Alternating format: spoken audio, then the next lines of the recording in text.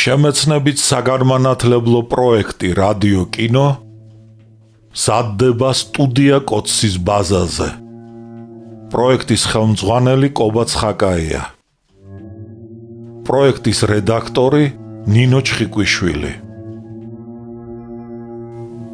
თბილისი 2025 წელი.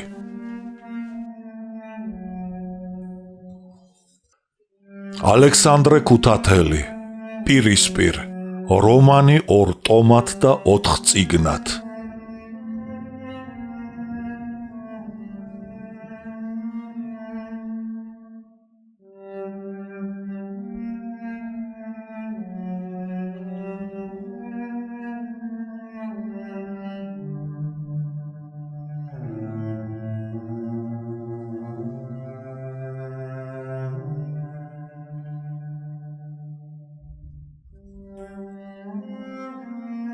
დიდი ამბების წინ, მესამე. სამოქალაქო ომის სკოლა ხალხისათვის არასოდეს უნაყოფოდ არ ჩაევლის. ლენინი. 1919 წლის შემოდგომის დასაწყისში შედგა ბოლშევიკური პარტიის კავკასიის სამხედრო კომიტეტის მეორე პლენუმი. პლენუმი მიმდინარეობდა ვარდისუბნის ქუჩის ბოლოს, ორსართულიანი სახლის კონსპირაციულ ბინაში, რომელიც 2 ოთახისაგან შედგებოდა. წინა ოთახი ქუჩაში გადიოდა, უკანა კი ეზოში. იგი სახლის მობინადრეთაგან იზოლირებული იყო. ოთახში 2 საწოლი, რამდენიმე სკამი და პატარა მაგი დაიდგა. ჭერზე ჩამოკიდებული ლამპა ელდენის დაბალი ძაბვის გამო ოთახს ძლივს აშუქებდა. კონსპირაციულ ბინას საგანგებოდ შერჩეული და გადაცმული პირები დარაჯობდნენ. პლენუმზე შეიარაღებული აჯანყების საკითხი ირჩეოდა. მოხსენება სერგო ქავთარაძემ, ვანო მახათაძემ და ბორის ძნელაძემ გააკეთეს. პირველი სიტყვა სერგო ქავთარაძეს მიეცა. ნაცრისფერ კოსტუმში გამოწყობილმა შავგრემანმა და ლამაზმა კაცმა გულჯიბიდან საათი ამოიღო და წინ დაიდო. ქავთარაძე შვახნის კაცი იქნებოდა, წვერი გაპარსული ჰქონდა, შავი ულვაშები კი მოკლედ შეკრეჭილი. შავი დიდრონი ჭკვიანი და მგზნებარე თვალები მოავლო დამსწრეთ და მენშევიკური მთავრობის საშინაო და საგარეო პოლიტიკის მიმოხილვა გააკეთა. არასოდეს ჩვენს მუშებს და გლეხებს ასეთი გაჭირვება და შიმშილი არ განუცდიათ როგორც ახლა მენშევიკების ბატონობის დროს. დაიწყო სერგო ქავთარაძემ. შრომის მძიმე პირობების გამო მუშები ფაბრიკა-ქარხნებს ტოვებენ. კონფლიქტები მუშებსა და მწარმოებელთა შორის გაფიცვით თავდება. მენშევიკები ბრალს დებენ გაფიცულ მუშებს დემოკრატიული რესპუბლიკის წინააღმდეგ მიმართულ ბრძოლაში. ისინი ამტკიცებენ, რომ გაფიცვები დემოკრატიის რიგებში ანარქიას და არევ-დარევას იწვევენო. რამიშვილი 1000-ნაირად აბრუნებს სიტყვას დემოკრატია, რათა მენშევიკური მთავრობის პოლიტიკით უკმაყოფილო მუშების წინააღმდეგ მიმართული მკაცრი რეპრესიები გაამართლოს, მაგრამ საქართველოს მუშები მარტონი არ არიან თავიანთ ბრძოლაში. მათ მხარს უჭერს ამიერკავკასიის ყველა მშრომელი და უპირველეს ყოვლისა ბაქოს პროლეტარიატი. ეკონომიური გაფიცვები საქართველოში ახალ პოლიტიკურ ხასიათს ღებულობენ. საკმარისია აღვნიშნოთ, როგორი სისწრაფით მიმდინარეობს პროფკავშირების გადასვლა რევოლუციურ ლიანდაგზე. მუშებისა და გლეხების ძირითადი მასა ჩვენს მხარეზე გადმოდის. მენშევიკები შეშფოთებული არიან. ისინი ხედავენ, რომ მათი ხელისუფლების დღეები დათვლილია. განსაკუთრებით აშფოთებს მათ ხმები იმის შესახებ, რომ ინგლისელები ამიერკავკასიიდან თავიანთი ჯარების გაყვანას აპირებენო. ცნობილია, რომ პარიზში მყოფმა საქართველოს, აზერბაიჯანის და სასომხეთის მთავრობების დელეგაციებმა თხოვნით მიმართეს ანტანტის უმაღლესი საბჭოს თავმჯდომარეს კლემანსოს დატოვებულ იქნას კავკასიაში მოკავშირეთა ჯარები მანამდე სანამ საკითხი საქართველოს, აზერბაიჯანისა და სომხეთის დამოუკიდებლობის შესახებ დადებითად გადაწყდებოდეს. მენშევიკებს, დაშნაკებსა და მუსავატელებს თავს არ სასცემს ამიერკავკასიაში საბჭოთა ხელისუფლების დამყარების შესაძლებლობა. ამით აიხსნება მათი აურზაური იმის შესახებ, რომ დემოკრატიას საშიშროება მოელისო. ამით აიხსნება ის გარემოებაც, რომ ისინი მზად არიან ინგლისის, საფრანგეთის და ამერიკის ყოველგვარი მოთხოვნილება მიიღონ. საგარეო და საშინაო პოლიტიკის აღწერის დროს ქავთარაძემ ბოლოს განაცხადა: ასეთია ზოგადად საქართველოს საშინაო და საგარეო მდგომარეობა. დენიკინის არმია კვლავ მოსკოვისაკენ მიიწევს და სერიოზულ საფრთხეს უქმნის საბჭოთა ხელისუფლებას.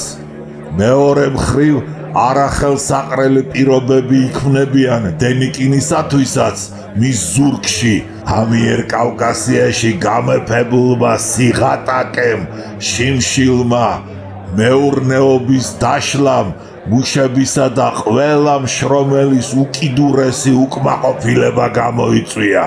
ამიტომ საკითხი შეიარაღებული აჯანყების შესახებ დგას დღესდღეობით ჩვენს წინაშე, როგორც გადაუდებელი ამოცანა. ყველა აუცილებელი პირობა იმისათვის, რომ აჯანყება წარმატებით დამთავრდეს. მომზადებულია თვითონ ცხოვრებით, მიმდინარე ამბების მთელი მსვლელობით. მახათაძემ ჯარში შექმნილი მდგომარეობის შესახებ ილაპარაკა.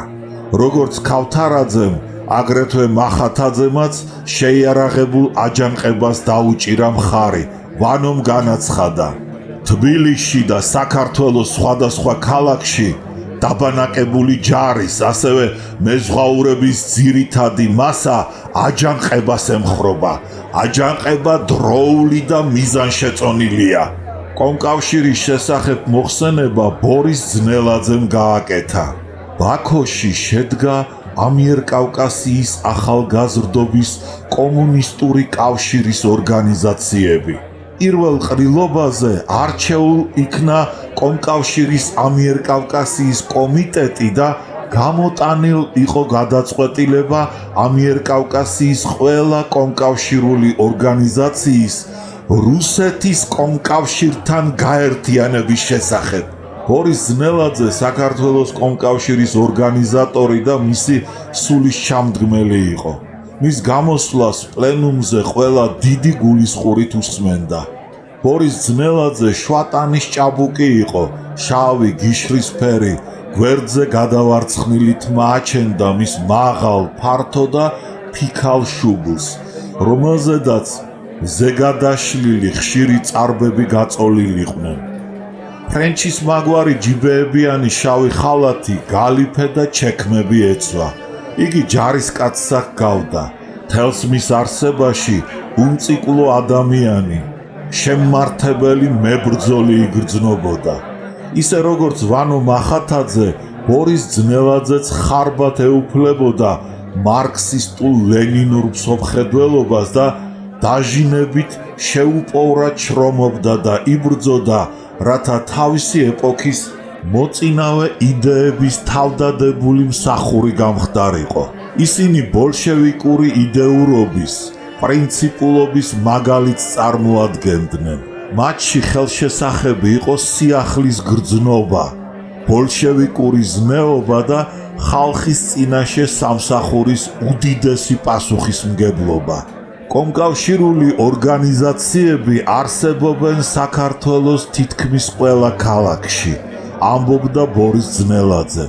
ისინი დიდ მუშაობას ეწევიან ჯარსა და ჩვენს ახალგაზრდობაში. კომკავშირის სამხარეო კომიტეტი მხარს უჭერს შეიარაღებულ აჯანყებას და მზად არის აქტიური მონაწილეობა მიიღოს როგორც აჯანყების მოწყობაში, აგრეთვე თვით შეიარაღებულ ბრძოლაშიც. მოხსენებების მერე კამათი გაიმართა. სიტყვა ჭაღარა შერეულმა წვერულვაშიანმა კაცმა ფილიპე მახარაძემ აიღო. იგი თავისი ხანდაზმულობისა და პარტიული სტაჟის გამო დიდი ავტორიტეტით სარგებლობდა ბოლშევიკებს შორის. აჯანყების საკითხის დაყენებას იგი იმთავითვე გაურბოდა. პარტიის სამხარეო კომიტეტის პირველ პლენუმზე მან აჯანყების წინააღმდეგ გაილაშქრა. ახლა მეორე პლენუმზე კი დიდ სიფრთხილეს იჩენდა. აჯანყებულ მუშებსა და გლეხებს ვეჭვობს საიდანმე აღმოაჩნდეს დამხმარე ძალა. საქართველოს რეგულარულ ჯარზე იმედის დამყარება სახიფათოა. წითელი ჯარი ამჟამად დენიკინის და ლაშქრის შეტევის გამო მოსკოვისკენ იხევს და ჩვენს დახმარებას ვერ შესძლებს. მენშევიკებს კი უთუოდ აღმოუჩენენ დახმარებას როგორც დენიკინი, აგრეთვე იმპერიალისტური ქვეყნები. ნუ დაგავიწყდებათ, რომ ამას წინათ ინგლისის ჯარებმა დატოვეს როგორც საქართველოს, ისე აზერბაიჯანის ტერიტორია. შენიშნა სერგო ქავთარაძემ. ინგლისი და საფრანგეთი ამჟამად მენშევიკებს დახმარებას ვერ აღმოუჩენს. გარდა ამისა, დენიკინის მთელი ყურადღება ახლა მოსკოვისკენ არის მიპყრობილი. საქართველოში თუ აჯანყება დაიწყო, განა გამარჯვებულს და მოსკოვისკენ მიმავალ დენიკინს გაუჭირდება, მენშევიკებს 1 ან 2 დივიზია გამოუგზავნოს, ან ინგლისი განა ბათუმში და ფოთში დესანტს ვერ ჩამოსხამს. დენიკინისა და ინგლისის დახმარებით მენშევიკები ჩვენს აჯანყებას სისხლში ჩაახშობენ. რა თქმა უნდა, დაუდასტურა მახარაძეს მამუკა დალაქიშვილმა. აჯანყების საკითხში დიდი სიფრთხილე უნდა გამოვიჩინოთ. დალაქიშვილიც ხანში შესული ჭაღარა შერეული კაცი იყო. მის უბედურებას ის გარემოება წარმოადგენდა, რომ მან ჯერ კიდევ ემიგრაციაში, შვეიცარიაში ყოფნის დროს შეირთო ქართველი სტუდენტი ქალი გუგული ნიჟარაძე, რომელიც მერმე მენშევიკი გახდა და ბოლშევიკების მიერ მოწყობილ ოჯახში, მზაბუდეში, თავის მენშევიკურ კვერცხებსაც დებდა. ამიტომ დალაქიშვილს არა მარტო პარტიულ სხდომებზე, არამედ შინ ოჯახშიც დაუსრულებელი დისკუსია ჰქონდა გამართული. ნიკო გოცირიძე წინათაც უკმაყოფილო იყო მახარაძისა და დალაქიშვილის პოზიციით და მათ მოაგონა: თქვენ შარშან შამქორის სისხლიანი ამბებისა და ალექსანდრეს ბაღში ბოლშევიკური მიტინგის დახვრეტის შემდეგ აჯანყების წინააღმდეგ ილაშქრებდით. მაშინ მე და ვანო მახათაძე გარწმუნებდით, რომ თბილისის გარნიზონის ჯარისკაცთა საშუალებით ჩვენ სულადვილად გავრეკავდით მენშევიკებს და ხელთ ვიგდებდით ძალაუფლებას, მაგრამ თქვენ ეს არ ისურვეთ. მაშინ კავკასიის ფრონტიდან დაბრუნებულ ჯარისკაცთა საშუალებით აჯანყება რომ მოგვეხდინა, მენშევიკები პროვოკაციას და დემაგოგიას მიმართავდნენ. ბოლშევიკებმა გარედან რუსი ჯარისკაცების საშუალებით მოახდინეს გადატრიალება, შენიშნა დალაქიშვილმა. არა, არ დაეთანხმა ნიკო. ვანო და მე მუშათა რაზმებისა და თბილისის გარნიზონის ქართველი ჯარისკაცების საშუალებით ვფიქრობდით მენშევიკური ხელისუფლების დამხობას. განა დიდი ჯარი იყო მაშინ საჭირო, სულ 2-3 პოლკით გავრეკავდით მენშევიკებს. მახარაძემ დამცინავად გაიღიმა და შენიშნა: ძალაუფლების ხელში ჩაგდება კი არ არის მთავარი, არამედ მისი შენარჩუნება. მარტოკა თბილისის გარნიზონის ჯარისკაცების საშუალებით მოპოვებული გამარჯვების შენარჩუნება შეუძლებელია. ჩვენ უთუოდ მხარს დაგვიჭერდნენ ქუთაისის, ბათუმის, სოხუმის, ფოთის, თელავის მუშები და გარნიზონები. საეჭვოა სასურველსა და შესაძლებელს შორის არსებულ განსხვავებას თქვენ ყურადღებას არ აქცევდით, გააფრთხილებთ, სანამ აჯანყების შესახებ საბოლოო გადაწყვეტილებას მივიღებდეთ, საჭიროა წარსულის გამოცდილების გამოყენება და მდგომარეობის ზედმიწევნითი მრავალმხრივი შესწავლა.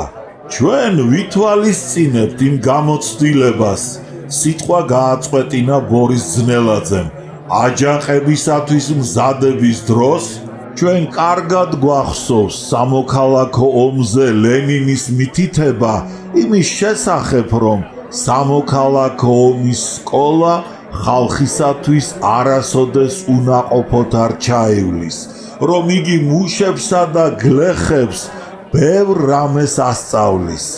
ეს ყოველივე ასეა, ეს კარგია, თქვა მახარაძემ, მაგრამ კამათი სულ სხვა რამეზეა.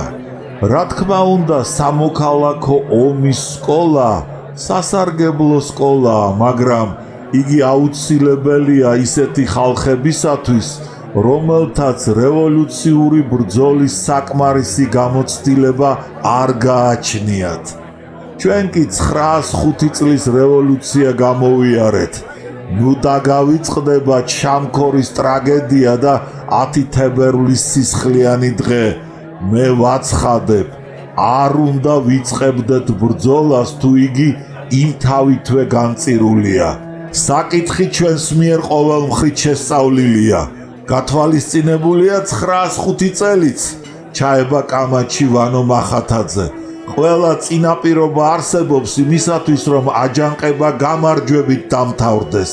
მაგრამ ამხანაგო ფილიპე, ჩემთვის ახლა აშკარაა, რომ თქვენ მაშინაც კი განაგრძობთ მერყეობას, გამარჯვება მწიფე ვაშლივით კალთაში რომ ჩაგივარდეთ. მე ჭვება გამარჯვებისათვის ყველა წინაპირობა არსებობდეს. შენიშნა მახარაძემ. თქვენ ძნელაძე და გოცირიძეც ისეთ ასაკში ხართ, რომ შეცდომები გეპატიებათ. თქვენ ჯერ კიდევ ახალგაზრდები ხართ. ახალგაზრდებს კი აჩქარება, წინ დაუხედაობა გჩვევიათ და გავიწყდებათ ძველი ანდაზა.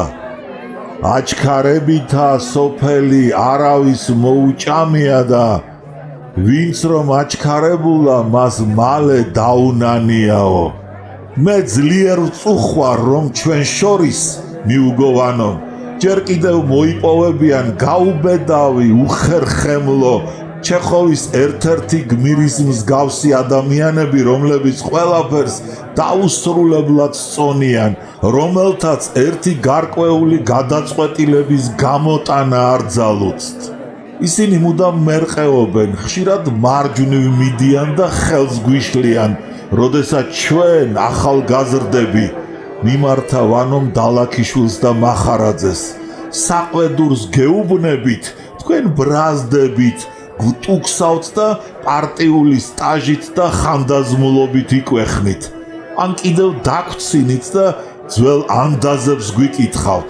ძველი ანდაზების მიმდევრებს გავიწყდებათ, რომ რევოლუციური ბრძოლის დროს ხშირად დგება ხოლმე ისეთი წუთი, როცა სწრაფი გადაწყვეტილების მიუღებლობა, დაყოვნება, მერყეობა და ლოდინი სიკვდილის მსგავსია. გავიწყდებათ ოქტომბრის რევოლუციის წინ თქმული ლენინის სიტყვები.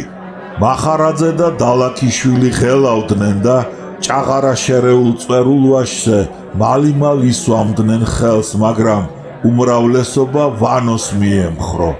აჯანყება უთუოდ უნდა მოხდეს, განაცხადა სერგო ქავთარაძემ. მე უკვე მოვიყვანე ამის დამადასტურებელი საბუთები. ისინი ვერავინ ვერ დაარღვია. პლენუმმა უნდა მიიღოს გადაწყვეტილება შეიარაღებული აჯანყების შესახებ და მოითხოვოს სამხარეო კომიტეტის ყველა წევრისაგან, ყველა ბოლშევიკისაგან უყოყმანოდ მისი შესრულება. პლენუმის უმრავლესობამ საყოველთაო შეიარაღებულ აჯანყებას დაუჭირა მხარი. აჯანყების ხელმძღვანელობისათვის გამოიყო სამხედრო რევოლუციური შტაბი. მასში შევიდნენ ქავთარაძე, მახათაძე, ვარდოიანი, ჩაპლიგინი და კიდევ რამდენიმე პარტიული ხელმძღვანელი. ყველა რაიონსა და ქალაქში, წარმოებასა და ჯარის ნაწილში გაგზავნეს პარტიის წარმომადგენელნი. ამ რისხანე დღეებში თავგამოდებით მუშაობდნენ აგრეთვე მამაცი და უშიშარი კომკავშირლები ბორის ძნელაძის ხელმძღვანელობით. საგანგებო რაზმის უფროსს მოეპოვებოდა ცნობები აჯანყების მზადების შესახებ. მისმა აგენტებმა მოახერხეს აქა-იქ დაეპატიმრებინათ რიგითი კომკავშირლები, რომლებიც სამხედრო რევოლუციური შტაბის დავალებას ასრულებდნენ, მაგრამ შტაბის ადგილსამყოფელს კი ვერ მიაკლიეს. აჯანყება 6 ნოემბერს ღამით თბილისის მუშებსა და გარნიზონის ჯარისკაცებს უნდა დაეწყოთ. მათ დაუყოვნებლივ უნდა დაეკავებინათ ყველა მნიშვნელოვანი დაწესებულება, რადიო, ფოსტა ტელეგრაფი, რკინიგზის სადგური, არსენალი, ყაზარმები. მერმე აჯანყება მთელ საქართველოს უნდა მოსდებოდა.